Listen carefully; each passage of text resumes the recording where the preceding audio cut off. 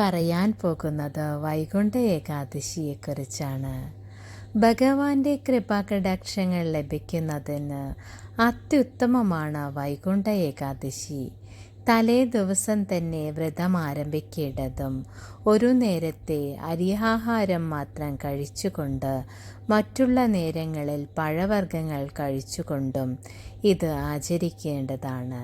പിറ്റേ ദിവസം കുളിച്ച് ക്ഷേത്ര ദർശനം നടത്തി ഉപവാസമെടുക്കുന്നവർ ഉപവാസമായി എടുത്തുകൊണ്ട് പഴവർഗ്ഗങ്ങളും മറ്റും കഴിച്ചുകൊണ്ട് എടുക്കുന്നവർ ആ രീതിയിലും വൈകുണ്ഠ ഏകാദശി എടുക്കേണ്ടത് ഭഗവാന്റെ കാരുണ്യത്തിന് അത്യുത്തമമാണ്. സർവവിധ പാപങ്ങൾ തീരുന്നതിനും ഭഗവാന്റെ കൃപാകടാക്ഷങ്ങൾ ലഭിക്കുന്നതിനും അത്യുത്തമമാണ് വൈകുണ്ഠ ഏകാദശി നോൽക്കുക എന്നത്. അന്നേ ദിവസം ഭഗവാന്റെ മന്ത്രങ്ങൾ ആലപിച്ചുകൊണ്ടും ഭഗവാന്റെ കീർത്തനങ്ങൾ ജപിച്ചുകൊണ്ടും നിങ്ങളെല്ലാവരും ഭഗവാന്റെ കാരുണ്യത്തിനായി പ്രാർത്ഥിക്കുക. സർവരുടെയും സർവ അഭിഷ്ടങ്ങളും ഭഗവാൻ നിറവേറ്റിത്തരുന്നതാണ്. സർവവിധ പാപങ്ങൾക്കും മുക്തി ലഭിക്കുന്നതാണ് ഈ വൈകുണ്ഠ ഏകാദശി.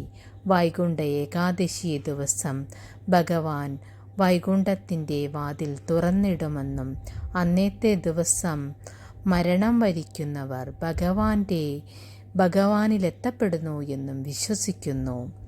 അതുകൊണ്ട് തന്നെ എല്ലാവരും അന്നത്തെ ദിവസം ശരിയായ വിധത്തിൽ ഉപവാസമെടുത്തുകൊണ്ടും ഭഗവാന്റെ കാരുണ്യങ്ങൾ ലഭിക്കാനായി ഓം നമോ ഭഗവതേ വാസുദേവായ എന്ന മന്ത്രമോ ഓം നമോ നാരായണായ എന്ന മന്ത്രമോ ജപിച്ചുകൊണ്ട് എല്ലാവരും ഭഗവാന്റെ കാരുണ്യത്തിനായി പ്രാർത്ഥിക്കുക. സർവരുടെയും സർവ അഭിഷ്ടങ്ങളും ഭഗവാൻ നിറവേറ്റിത്തരുന്നതാണ്. സർവവിധ പാപങ്ങൾ തീരുന്നതിനും അത്യുത്തമമാണ് ഈ വ്രതം. അതുകൊണ്ട് തന്നെ എല്ലാവരും ശരിയായ വിധത്തിൽ ഈ വ്രതം ചെയ്തുകൊണ്ട് ഭഗവാന്റെ കൃപയ്ക്കായി പ്രാർത്ഥിക്കുക. സർവരുടെയും സർവ അഭിഷ്ടങ്ങളും ഭഗവാൻ നിറവേറ്റിത്തരുന്നതാണ്. ഭഗവാന്റെ കാരുണ്യത്തിനായി നമ്മൾക്കെല്ലാവർക്കും പ്രാർത്ഥിക്കാം. പിറ്റേ ദിവസം കുളിച്ച് ക്ഷേത്ര ദർശനം നടത്തി നിങ്ങളെല്ലാവരും ഈ വ്രതം അവസാനിപ്പിക്കേണ്ടതുമാണ്. നിങ്ങളുടെ എല്ലാവിധ അഭിഷ്ടങ്ങളും ഭഗവാൻ നിറവേറ്റിത്തരുന്നതാണ്. അതിനായി ഭഗവാനോട് പ്രാർത്ഥിക്കുക.